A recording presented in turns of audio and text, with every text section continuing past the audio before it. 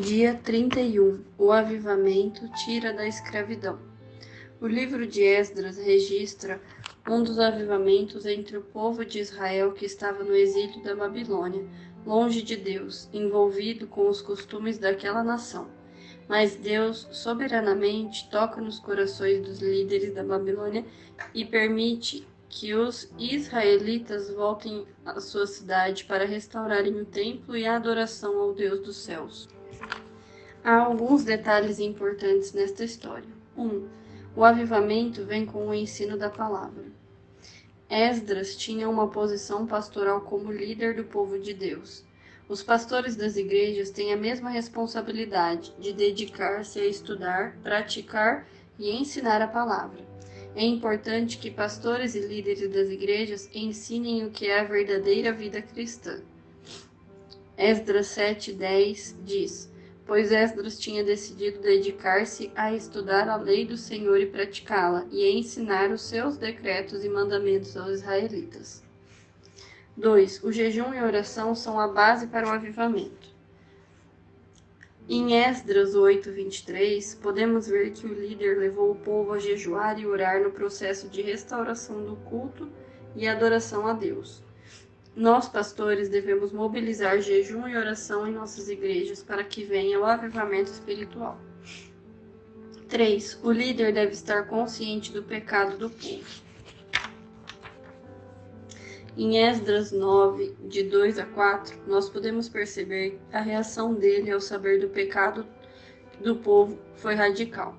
Ele tinha consciência de quanto o pecado entristece a Deus e traz desgraça à nação. Os pastores e líderes das igrejas deveriam ter a mesma consciência. Nosso pecado elimina a bênção do Senhor. Deus é santo, e quando vivemos na prática do pecado, não teremos seu favor. 4. O líder deve pedir perdão a Deus pelos pecados do povo. Em Esdras 9, de 5 a 7, ele sentiu-se envergonhado e, numa atitude de humilhação, orou e confessou o pecado do povo. Clamou a misericórdia de Deus, pediu perdão e restauração. Da mesma forma, os pastores e líderes devem estar conscientes dos pecados da igreja e da nação e pedir perdão a Deus. 5. Deus começa a agir e acontece um quebrantamento. Enquanto Esdras estava orando e confessando, chorando prostrado diante do templo de Deus, uma grande multidão de israelitas, homens, mulheres e crianças, reuniram-se em volta dele. Eles também choravam amargamente. Esdras 10:1. Notem que Esdras estava orando, confessando e chorando, e o povo todo começou a chorar amargamente. Com certeza foi uma atuação poderosa do Espírito Santo. Levar este povo a reconhecer um pecado que estavam cometendo há anos, sem qualquer convicção, só pode vir de uma atuação de Deus. Infelizmente, hoje o povo apresenta desculpas para o seu pecado, achando que é normal praticar atos contrários à palavra de Deus. Desculpas tais como: ninguém é de ferro, eu tenho o direito de ser feliz, Deus compreende a minha situação, a carne é fraca e etc. Estas acontecem regularmente em nossas igrejas, mas quando há a real ação do Espírito Santo, reconhecemos o pecado.